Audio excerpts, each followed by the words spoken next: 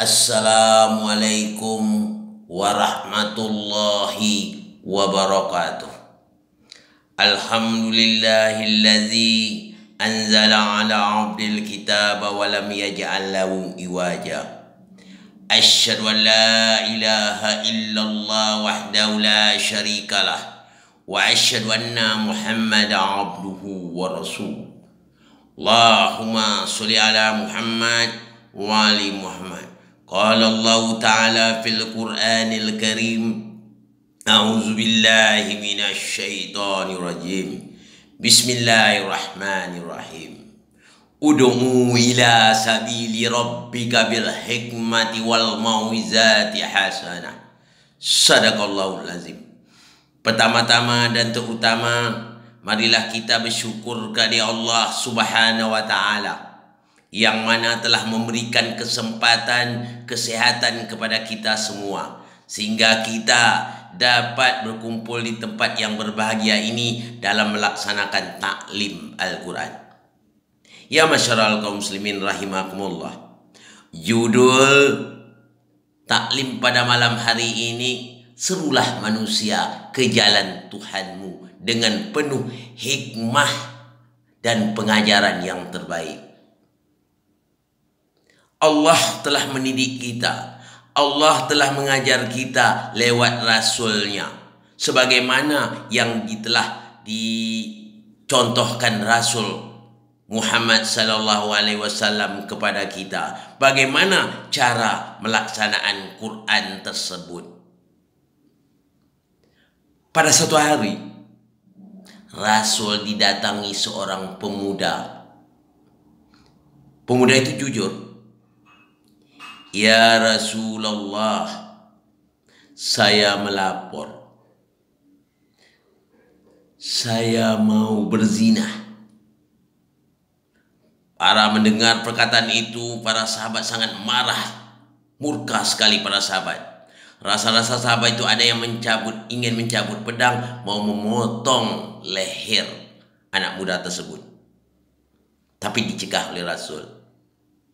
Biarkan dia bicara, kata Rasul. Jadi Rasul itu sangat pintar, sangat bijaksana. Tidak langsung dikatakan, hei kamu orang kafir, bukan dah tahu yang nama zina itu dosa, kamu betul-betul kafir. Tidak sebegitu Rasul. Rasul membina beliau, beri pengajaran yang terbaik. Luar biasa.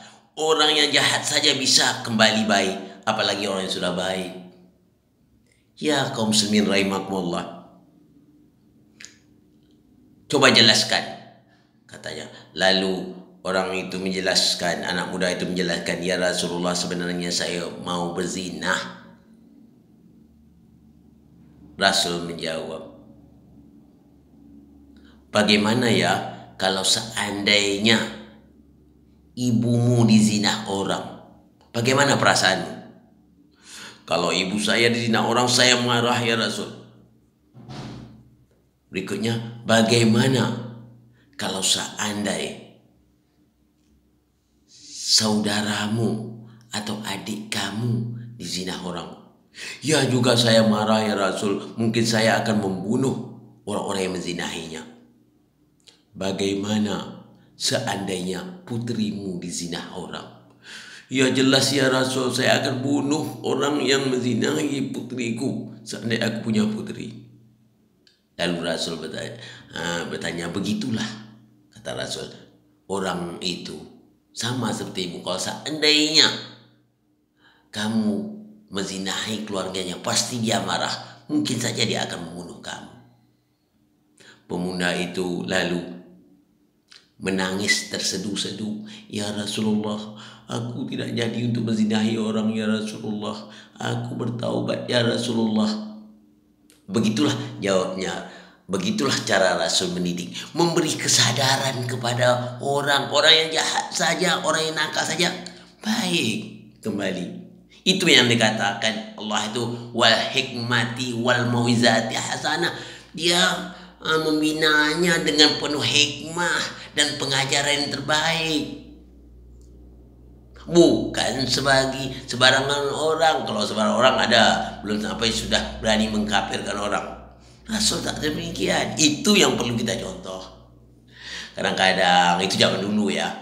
Ada orang tidak cocok dengan pengajian dia, mungkin tidak cocok dengan mazhab dia, orang itu diponis kafir. Itu sebenarnya tidak boleh, ya. Tak boleh kita mengkafirkan orang. Karena kata Rasul, barang siapa yang mengkafirkan saudaranya ternyata tidak tepat pada sasarannya, kafir itu mengenai kepada orang yang mengatakan kafir tersebut. Jadi kita jangan coba-coba mengatakan orang kafir. Jadi diri kita yang kena nanti. Inilah pengajaran Rasul yang terbaik. Jadi bagi kita yang mau berdakwah, bagus. Tapi punyalah etika, punyalah dakwah itu mencontoh Rasul. Rasul tak pernah demikian. Rasul itu sangat baik, sangat bagus berdakwah. Dia ibaratnya berdakwah itu mengobat hati orang supaya hati orang itu baik. Bukan menyakiti hati orang, bukan mencaci orang, bukan memaki orang, mengobat hati orang supaya orang menjadi baik. Bagaimana? Sebagaimana dinyatakan Allah dalam Al-Quran surat Bani Israel ayat 82, wal mau, kata Allah, wa syifa'un wa rahmatul lil mu'minin. Syifa itu obat penyembuh hati bagi orang mukmin. Jadi Rasul itu menyembuh hati bagi orang mukmin dengan berquran itu. Bukan menyakiti orang. Kalau kita katakan orang itu kafir, rasanya orang itu sakit atau senang? Tentu jawabnya orang itu benci dengan kita. Maka jangan diucapkan kata itu. Jangan sekali-kali mengatakan orang kafir. Itu bagi kita yang mau berdakwah, ya, dakwahlah sesuai apa yang telah dicontohkan Rasul. Ya, kalau orang tidak menerima dari hasil dakwah kita, jangan kita marah. Itu tak ada hak kita untuk marah. Tak ada hak. Masalah itu masalah keyakinan dia. Kalau dia tak yakin kita, ya udah. Yang penting kita menyampaikan saja. Terima tak terima itu urusan dia. Itu di mana-mana saya sering juga mendengar orang, ini aliran bukan Islam itu. Aliran ini bukan Islam. Yang Islam ini. Dia pula mengaku dia benar. Yang lucunya dia mengaku benar, orang lain dikata kafir. Beda sih kalau dibandingkan Rasulullah. Rasulullah saja orang mukmin lain, dia beranggapan dengan Allah sangat tawaduk dia di hadapan Allah. Tawaduk dia. Dia mengaku dirinya bersalah, bahkan dia tak bersalah. Seolah-olah orang berdosa, sedang dia tidak berdosa. Kalau kita kadang-kadang menganggap diri suci, sedang kita banyak dosa yang belum tahu apa-apa.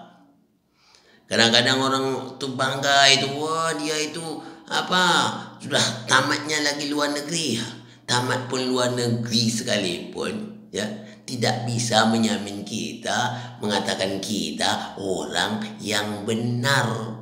Yang benar itu kata Allah, al-haqqu mir rabbika fala takunanna minal mumtarin. Yang benar itu dari Allah. Jangan kamu termasuk orang yang ragu.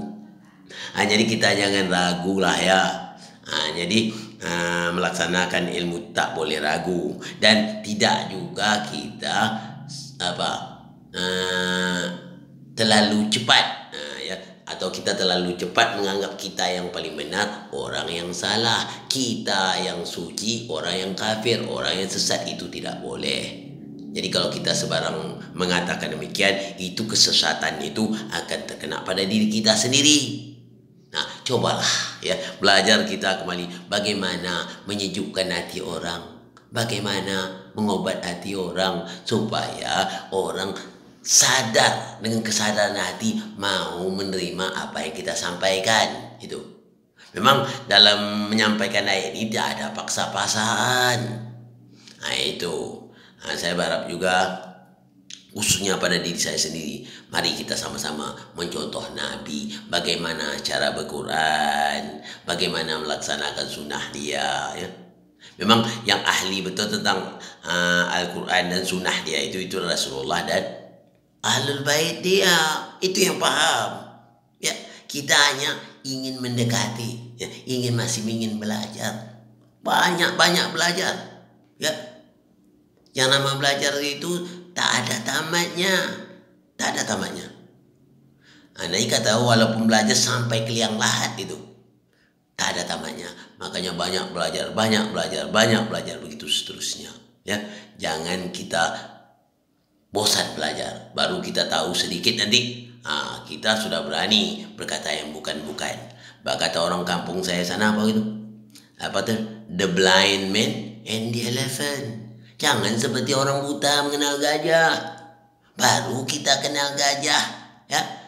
Kita dapat mengambil kesimpulan gajah. Ada 3 orang buta melapor dia, Pak, yang nama gajah itu, Pak, panjang, Pak, seperti ular. Kenapa? Karena yang dipegangnya ekor gajah. Salah, Pak, kata yang buta satu. Yang gajah itu sebenarnya, Pak, seperti pohon kelapa. Ya, tinggi seperti pohon kelapa. Kenapa? Yang di raba-rabanya itu kaki gajah. Yang ketiga, orang buta mengatakan semuanya salah, Pak, yang benar saya. Yang katakan gajah itu, Pak, kecil seperti kipas. Katanya kecil seperti kipas. Kenapa? Karena yang dipegangnya itu ada telinga gajah. Itu kita tak boleh seperti orang buta mengenal gajah. Marilah kita mengenal Islam betul-betul kenal lah. Ya. Untuk mengenal Islam itu siapa? Pelajarilah dengan Rasul. Untuk memahami Quran siapa? Dengan Rasulullah. Mana ayat yang terangkannya itu? Fungsi hadis yang dikasihkan Rasulullah kepada kita semua. Ya masyarakat kaum muslimin rahimakumullah. Mari kita sama-sama berdoa kepada Allah dengan bertawasul dengan Rasulnya, supaya kita nanti diberikan Allah suatu kepahaman tentang Al-Quran ini. Ya, kita mohon kita paham, sejuk hati kita, sehingga kita bisa mendidik atau mengajar, memberi pengajaran terbaik pada umat ini. Ya, jangan kita asal enak saja, seenak dewe. Jangan ikut jenis seenak dewe, nggak boleh.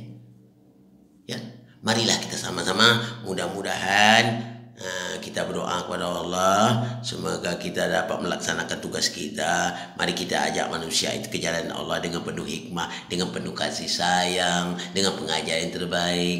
InsyaAllah umat ini akan baik nanti, InsyaAllah. Mari kita sama-sama doa ya. Mudah-mudahan pada malam hari ini, pengajian pada malam ini membuka wawasan kita bersama. Mohon maaf dari segala kekurangan. Wabillahi taufiq wal hidayah. Assalamualaikum warahmatullahi wabarakatuh. Allahumma sholli ala Muhammad wa ali Muhammad. Allahumma sholli ala Muhammad wa ali Muhammad. Allahumma sholli ala Muhammad wa ali Muhammad.